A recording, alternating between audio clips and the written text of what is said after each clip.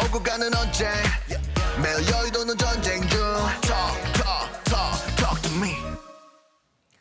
총선 톡톡 시간입니다. 선거를 2주가량 앞두고 더더 뜨거워지는 총선 이야기 서영수 기자에게 들어보겠습니다. 어서 오십시오.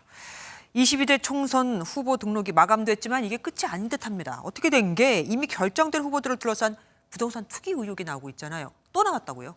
네, 회계사 출신인 국민의힘 김경률 비대위원이 민주당 후보들의 실명을 거론하면서 부동산 투기 의혹을 제기했습니다. 공천이 취소된 세종갑 이영선 후보 말고도 부천을 김기표, 청주 상당 이강일 후보 등도 갭 투기 의혹이 있다며 이재명 대표에게 해명을 요구했습니다. 이재명 대표께서 현명하게 갭 투기한 후보들은 모두 다 절대 민주당 후보로 출마할 수 없게 한다라고 했는데 이분들 갭 투자입니까 아닙니까? 그러면 당사자들은 뭐라고 얘기합니까? 네, 두 사람 모두 허위 사실이다, 흑백 선전이다 이렇게 즉각 이 의혹에 대해서 반박을 했습니다. 민주당도 국민의힘 후보들을 거론하면서 반격에 나섰습니다. 국민의힘과 한동훈 위원장은 장진영, 박덕흠 후보의 부동산 관련 의혹들에 대해서 왜 아무 조치도 없이 침묵합니까? 여러 가지가 있겠지만 부동산 투기 의혹을 두고는 여야가 아주 유독 더 민감하게 반응하고 있습니다. 네, 문재인 정부 시절인 지난 2021년 LH 투기 의혹 기억하실 텐데요. 네, 기억납니다.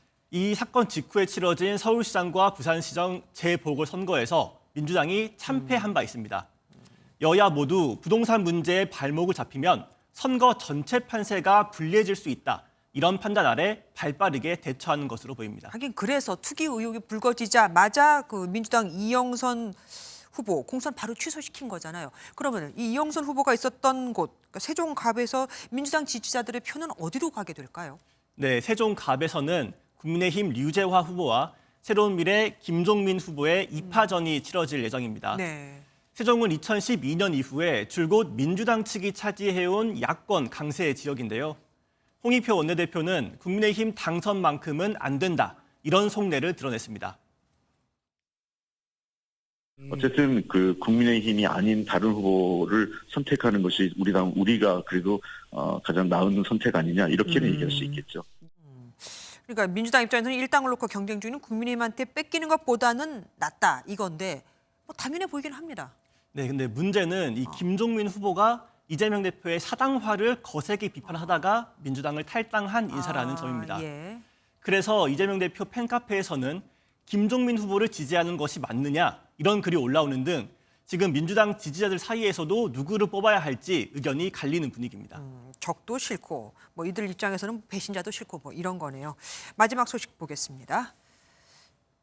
반드시 조국을 아홉하자, 구하자 이네요. 재밌습니다. 네, 최근 그 지지율 상승세를 보이고 있는 조국혁신당 조국 대표 지금 기호 9번을 받았는데요. 조국을 구하자뿐 아니라 다만 악에서 구하소서 같은 숫자 9를 활용한 문구를 만들어서 재밌습니다. 기호를 적극 홍보하고 있습니다. 네.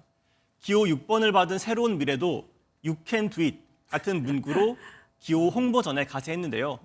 이번 총선에 등록된 정당만 무려 40개에 달하다 보니까 각 정당마다 유권자에게 기호를 각인시키기 위해 다양한 아이디어를 활용하는 것으로 보입니다. 아이디어가 톡톡 튀네요. 지금까지 총선 톡톡 서영수 기자와 함께했습니다. 고맙습니다.